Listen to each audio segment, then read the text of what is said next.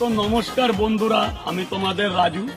আগামী 30 তারিখ সমীর সরকারের পেজ দিয়ে একটা আপডেট হয়েছিল। আমি মন্দিরে মাংস খেয়েছি।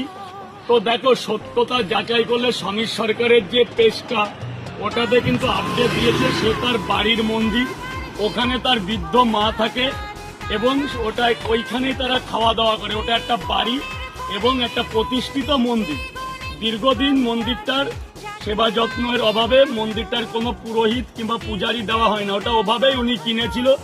তো অতএব আমি অজান্তে গিয়ে ওখানে মাংস খেয়েছিলাম।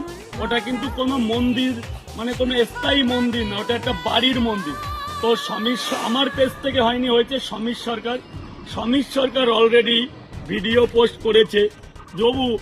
আমার যদিও বা আমি ভুল করেছি, আমি সবার কাছে ক্ষমা প্রার্থনা করেছি, আবারও সবাই আমাকে গালাগালি দিচ্ছে।